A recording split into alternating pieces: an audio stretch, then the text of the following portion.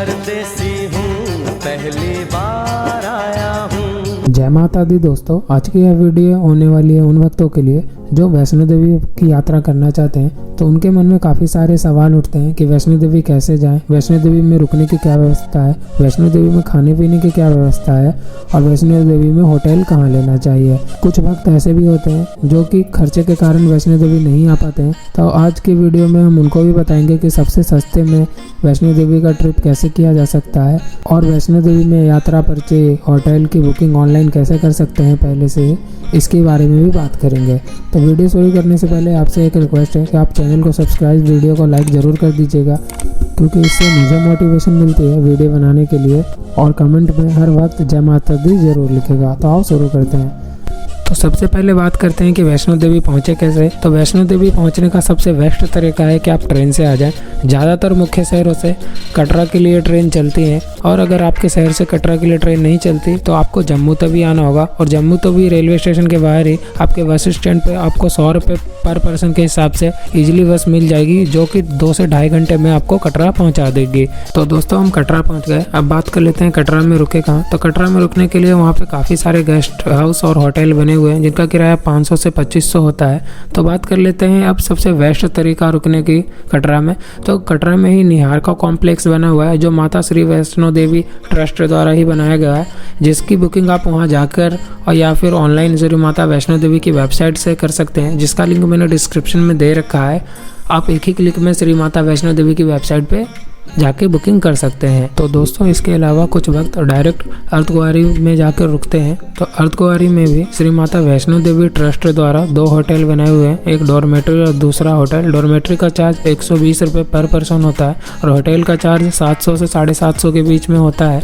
इसकी बुकिंग आप offline online दोनों तरीके से कर सकते हैं, लेकिन ऑफलाइन मिलने के कम चांस है, तो मैं सजेस्ट करूंगा कि आप ऑनलाइन बुकिंग कर लें। ये भी बुकिंग आप माता वैष्णो देवी की वेबसाइट पे जाके कर सकते हैं, जिसका लिंक मैंने डिस्क्रिप्शन में दे रखा है। और दोस्तों, कुछ वक्त ऐसे भी होते हैं जो डायरेक्ट भवन पे जाके रुकते हैं। तो भवन में रुकने की व्यवस्था के बारे में बात कर लें तो भवन में भी 3 होटल बनाए गए हैं जो कि माता वैष्णो देवी बोर्ड द्वारा ही बनाया गया है।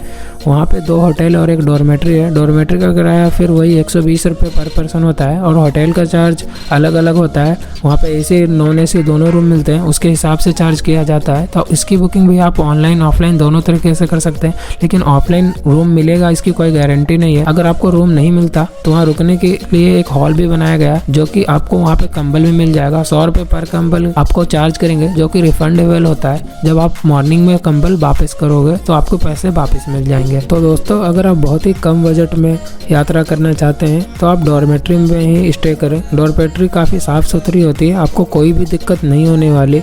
इन सब की बुकिंग आप माता वैष्णो देवी की साइट से कर सकते हैं। तो दोस्तों, हमने बात कर ली कि वैष्णो देवी कैसे पहुँचे, वैष्णो देवी में रुकने की क्या क्या व्यवस्थाएं हैं। अब बात कर लेते हैं वैष्णो देवी कब आना चाहिए। तो वैष्णो देवी आने का समय दोनों नवरात्रि छोड़ के साल में और मानसून का मौसम छोड़ के आप वैष्णो देवी कभी भी आ जाइए, क्योंकि मानसून में काफ़ी वर्षा होगी तो आप दर्शन नहीं कर पाओगे सही से, और नवरात्रि में काफ़ी भीड़ होता है तो भी आपको काफ़ी दिक्कत होगी। और बाकी समय भीड़ कम होती है। सबसे बेस्ट समय होता है सितंबर से जनवरी में।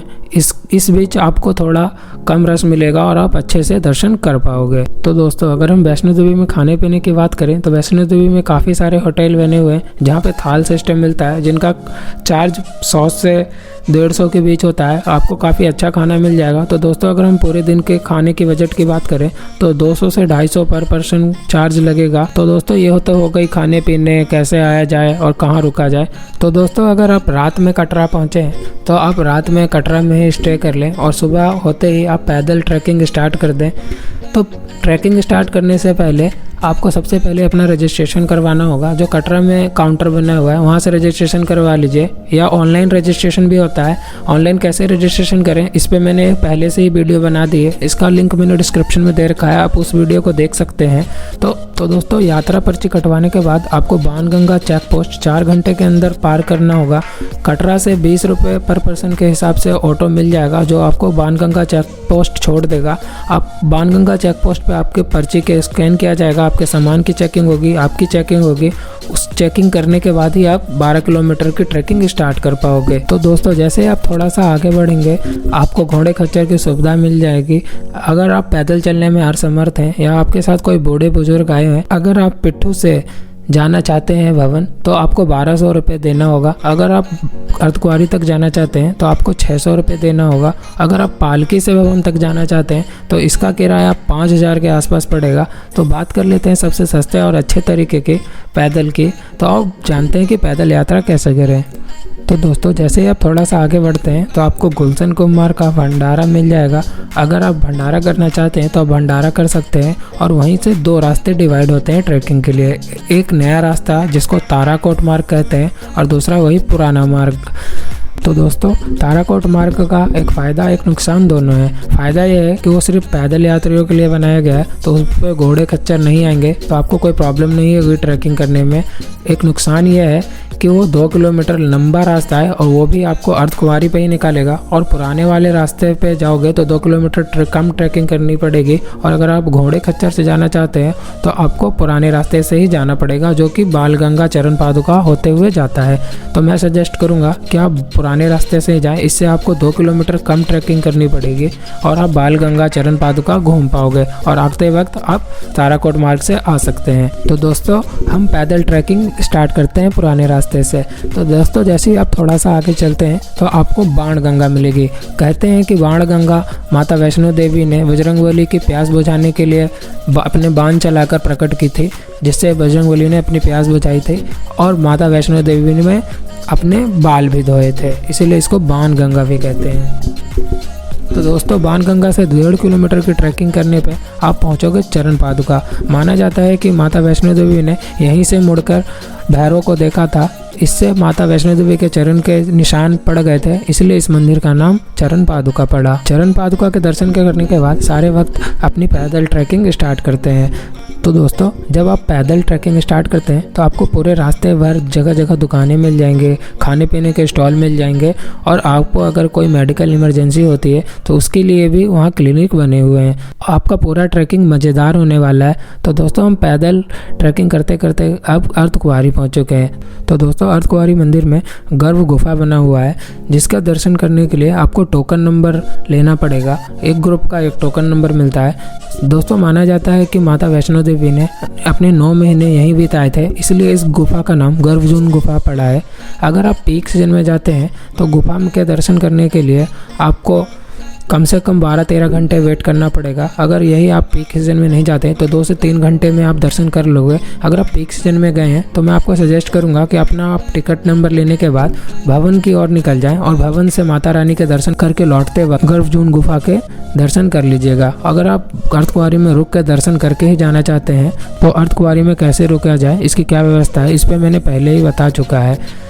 तो दोस्तों अर्धकुंवारी से भवन की ओर निकलते हैं। अर्धकुंवारी से भवन जाने के लिए बैटरी कार की सुविधा भी मिल जाती है, उसका टिकट लेना पड़ेगा। टिकट का चार्ज 400 रुपये होता है।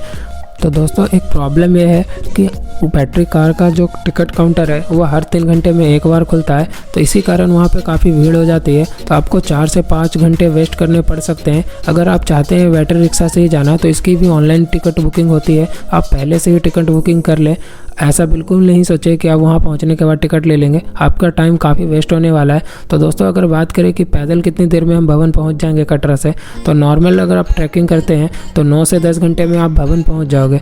तो दोस्तों अब हम भवन पहुँच गए, तो भवन पहुँच के दर्शन कैसे करें इसकी बात कर लेते हैं।